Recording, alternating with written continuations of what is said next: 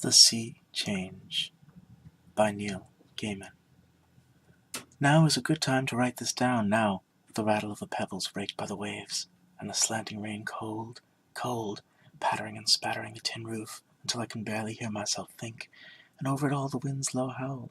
Believe me, I could crawl down to the black waves now, but that would be foolish, under the dark cloud.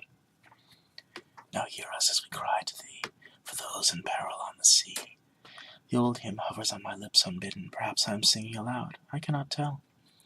I am not old, but when I wake I am racked with pain, an old sea wreck. Look at my hands.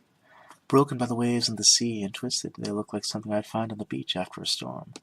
I hold my pen, like an old man. My father called the sea like this a widow-maker. My mother said the sea was always a widow-maker, even when it was gray and smooth as sky, and she was right. My father drowned in fine weather. Sometimes I wonder if his bones have ever washed ashore, or if I'd know them if they had, twisted and sea-smoothed as they would be. I was a lad of 17, cocky as any young man who thinks he can make the sea his mistress, and I had promised my mother I'd not go to sea. She apprenticed me to a stationer, and my days were spent with reams and quires, but when she died I took her savings, bought myself a small boat. I took my father's dusty nets and lobster pots, raised a 3-man crew all older than I was, and left the ink pots and the nibs forever. There were good months and bad.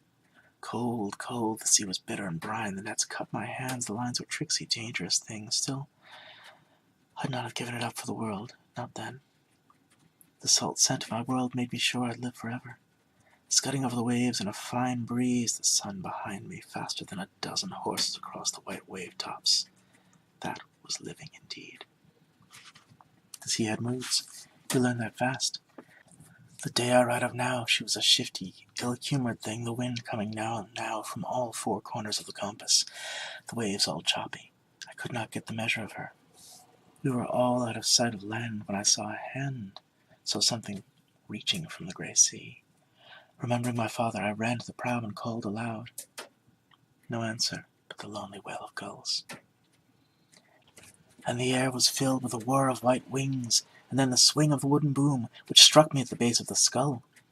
I remember the slow way the cold sea came toward me, enveloped me, swallowed me, took me for its own. I tasted salt. We were made of seawater and bone. That's what the stationer told me when I was a boy. It occurred to me since that waters break to herald every birth, and I am certain that these waters must taste salt, remembering, perhaps, my own birth. The world beneath the sea was blur. Cold, cold, cold. I do not believe I truly saw her.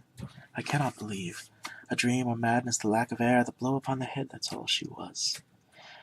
But when in dreams I see her, as I do, I never doubt her. Old as the sea she was, and young as a new-formed breaker or swell. Her goblin eyes had spied me, and I knew she wanted me. They say the sea folk have no souls. Perhaps the sea is one huge soul. Breathe and drink and live. She wanted me, and she would have had me, there could be no doubt, and yet they pulled me from the sea and pumped my chest until I vomited rich seawater onto the wave-wet shingle.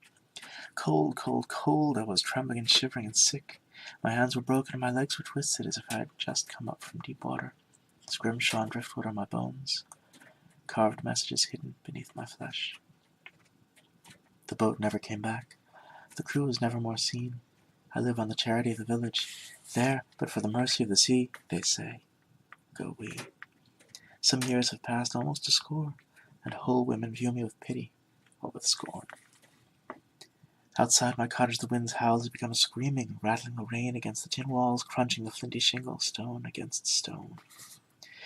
Now hear us as we cry to thee for those in peril on the sea. Believe me, I could go down to the sea tonight, drag myself down there on my hands and knees, give myself to the water in the dark, and to the girl. Let her suck the meat from off these tangled bones, transmute me to something incorruptible and ivory, to something rich and strange, but that would be foolish. The voice of the storm is whispering to me. The voice of the beach is whispering to me. The voice of the waves is whispering to me.